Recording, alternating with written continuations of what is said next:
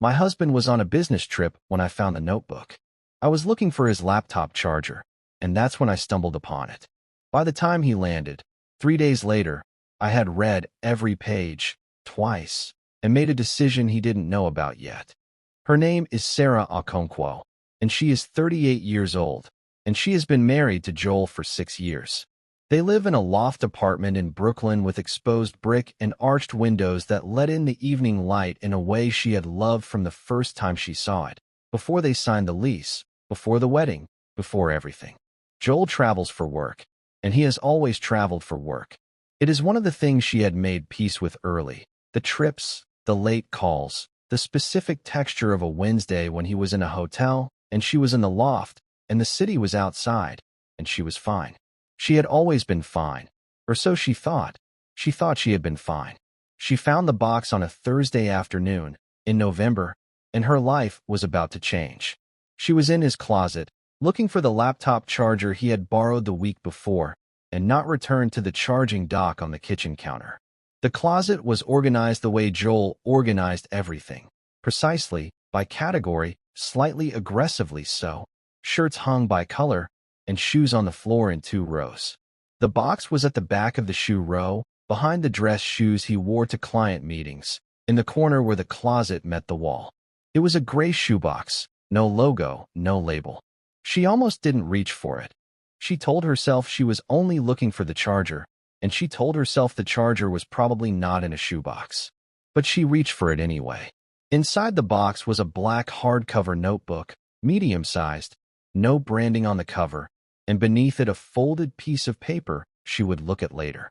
She sat on the edge of the bed with the notebook in her hands, and she opened it, slowly.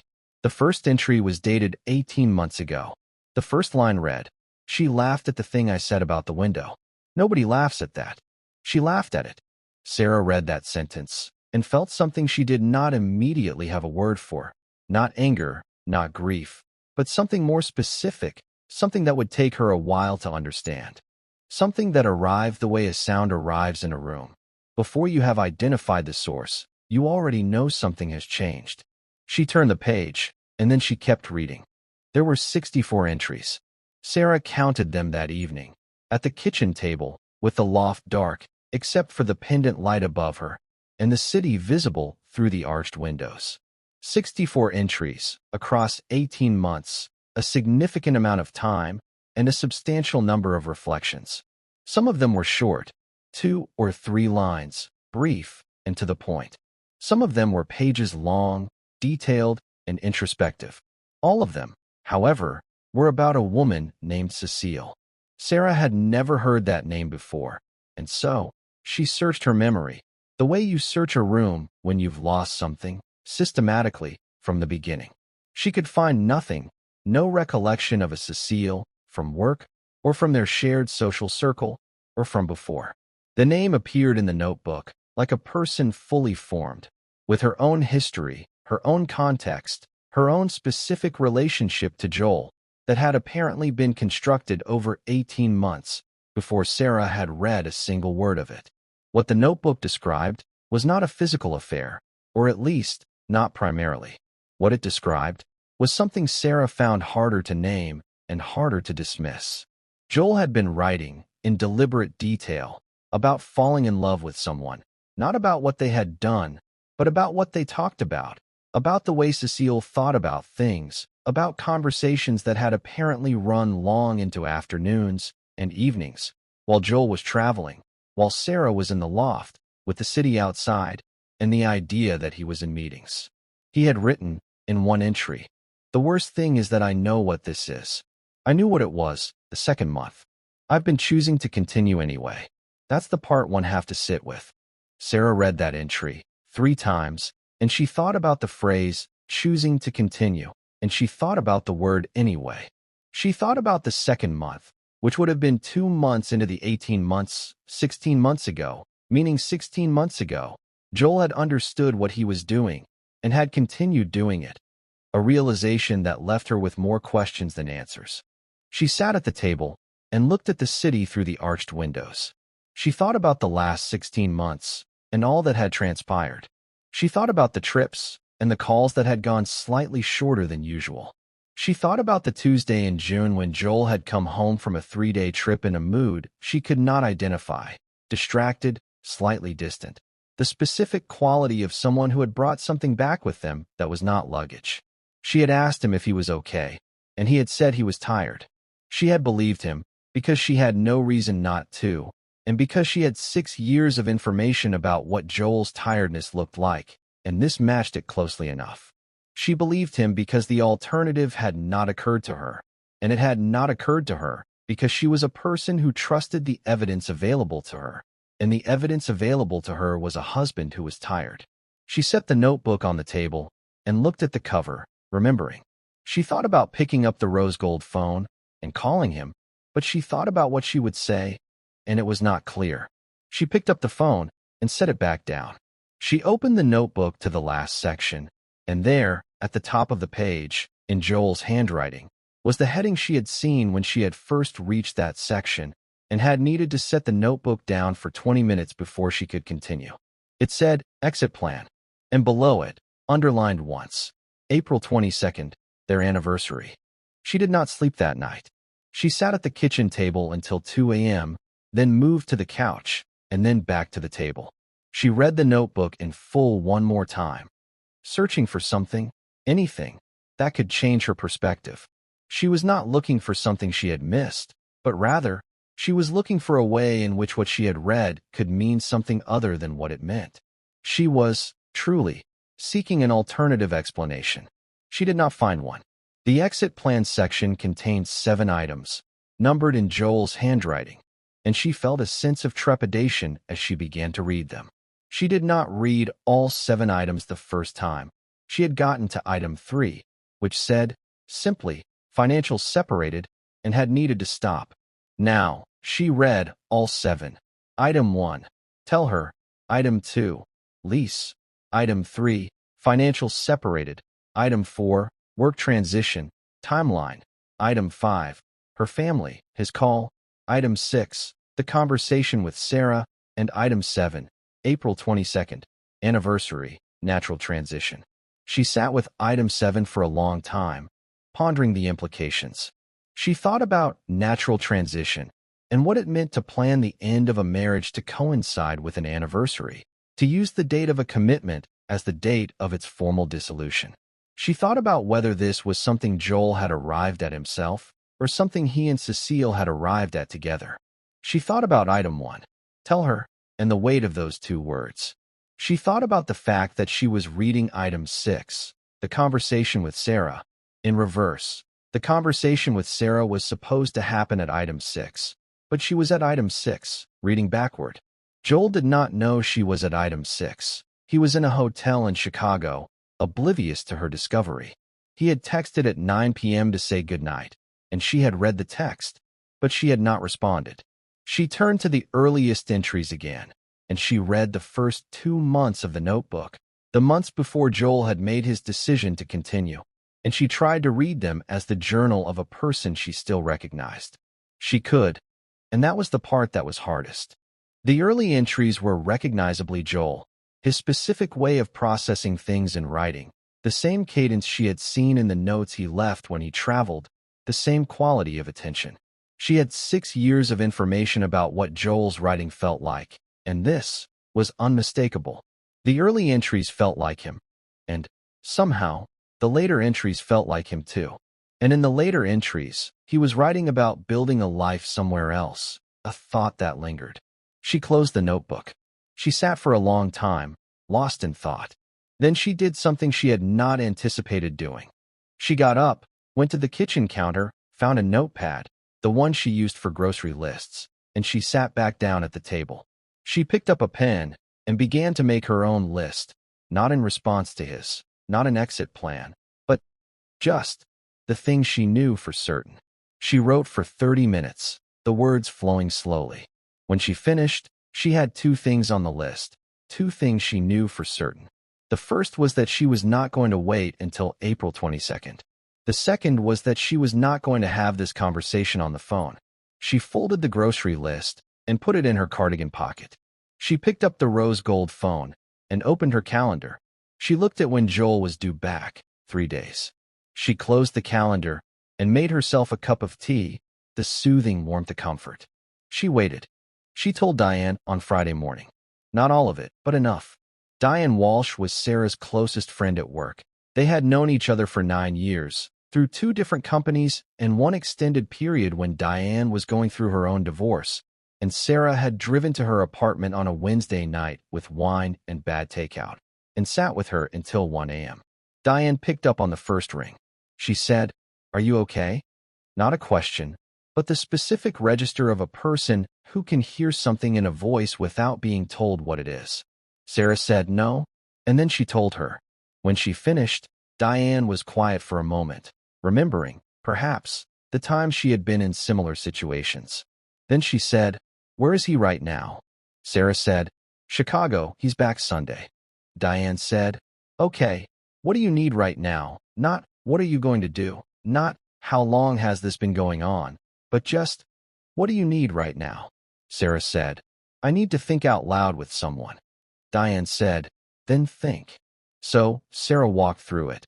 The notebook, the 64 entries, the exit plan, April 22nd. She said, "The thing that I keep coming back to is item 1. Diane said, "Tell her." Sarah said, "He was going to tell me." "That's not. I don't know if that makes it better or worse." Diane said, "It makes it more complicated. That's not the same as better or worse. If someone planned to leave, and they were planning to tell you, but you found out first, which part of that do you sit with? I think about that a lot, and it's a difficult thing to reconcile." Sarah said, "The notebook was hidden." Diane said, "Yes." Sarah said, "But item 1 was tell her, he was going to, at some point, before April, he was going to tell me." Diane said, "Sarah, item 1 being tell her doesn't mean he was going to tell you anything beyond, I'm leaving. It doesn't mean he was going to explain the 18 months. Sarah was quiet. She thought about that distinction, and it was, truly, a lot to consider. She thought about the version of a conversation in which Joel came to her and said, "I want to end our marriage," and gave her item 6 without items 2 through 5. She thought about whether she would have asked about the notebook and what she would have done with that information. She thought about whether she would have thought to ask and what that would have meant for their relationship.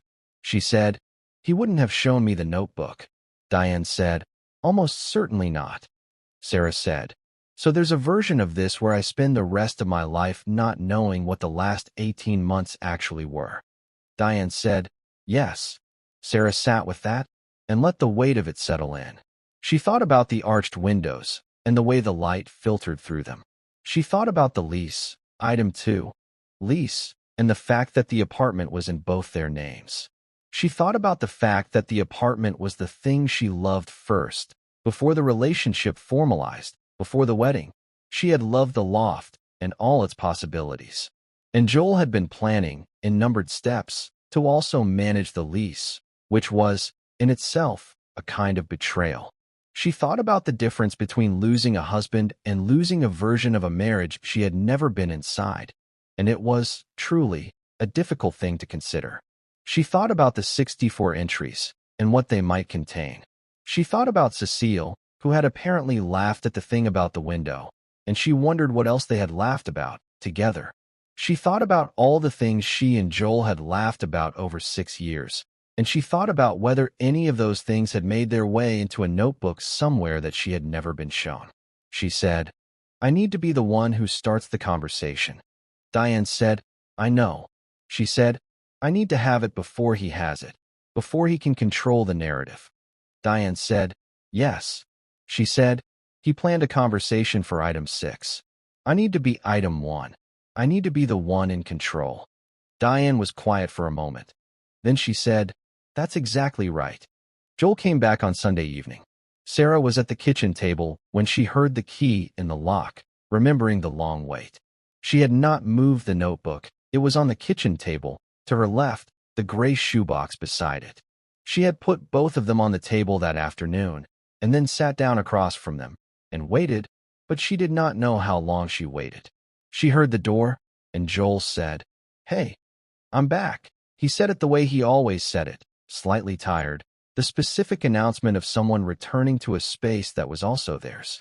He came into the kitchen, and he saw the table, he saw the notebook, and he stopped. Sarah looked at him, and she said, "Sit down." He did not argue, he sat. She said, "I found it when I was looking for your charger. I'm going to tell you what I know, and then you're going to tell me the rest." He said, "Sarah," but she continued, "I know about Cecile. I know about the exit plan. I know April 22nd is at the top of the last section. I've read it twice. I'm going to give you the chance to tell me anything I've read wrong." He looked at the notebook. He looked at the table. He looked at her, and he said, "You haven't read anything wrong." She had expected to feel something when he confirmed it, but she did not feel the thing she had expected. It was, truly, a different feeling. What she felt was more like gravity, the specific settling that occurs when an uncertainty resolves, even when the resolution is the worst possible version. She said, "How long?" And he said, 18 months. She said, "Were you ever going to tell me?" And he said, "Yes." She said, "When?" And he said, "I had it planned." She said, "I know, I read the plan." And then she added, "Item 6 was my conversation." He said, "Yes." She said, "Who is Cecile?"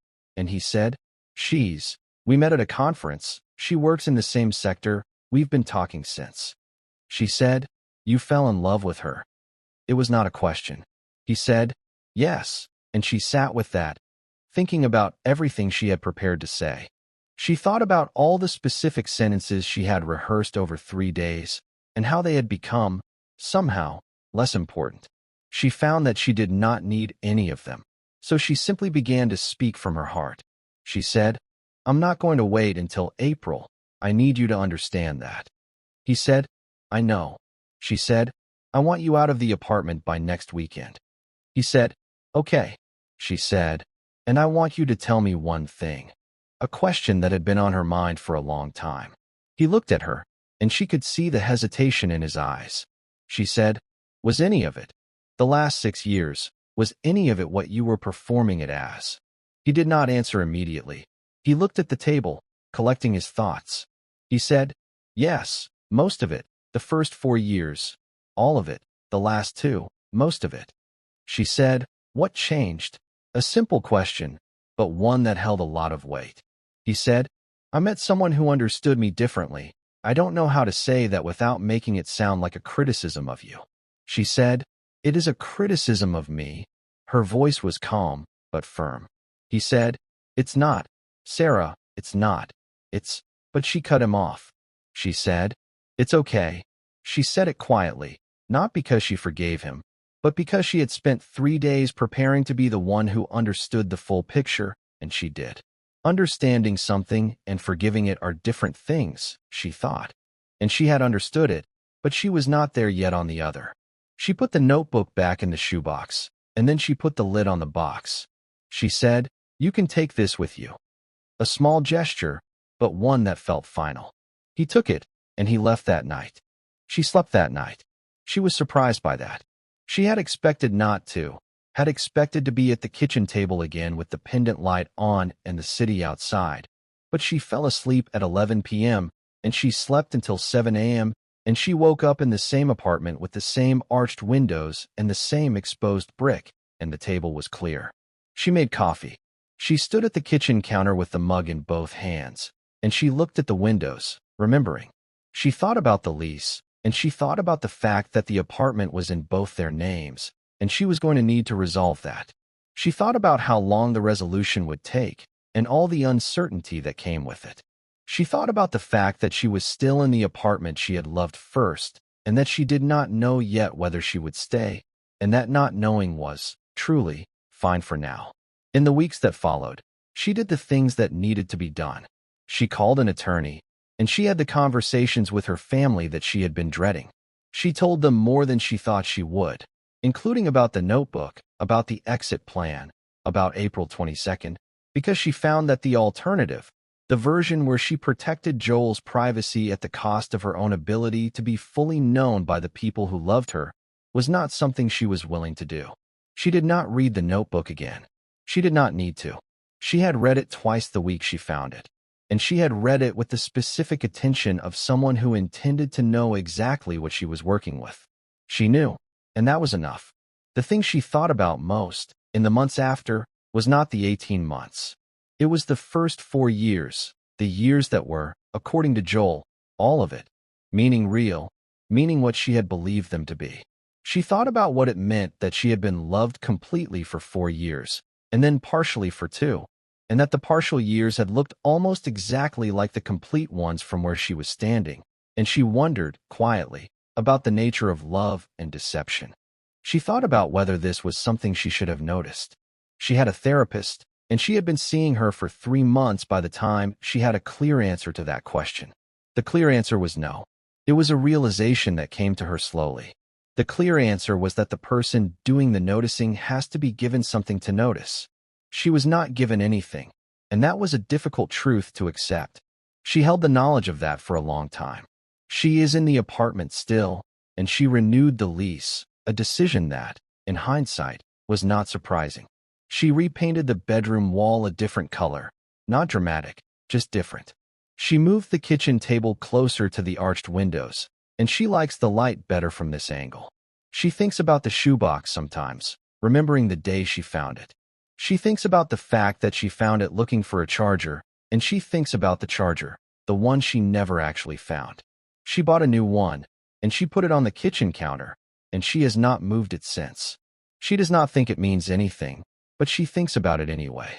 Was there ever a moment where you almost didn't look? Almost didn't open the drawer? Almost didn't read the message, and the thing you found when you looked changed everything? If someone planned to leave, and they were planning to tell you, but you found out first, which part of that do you sit with? I think about that a lot, and it's a question that lingers, leaving me to ponder the what-ifs and the emotions that come with it.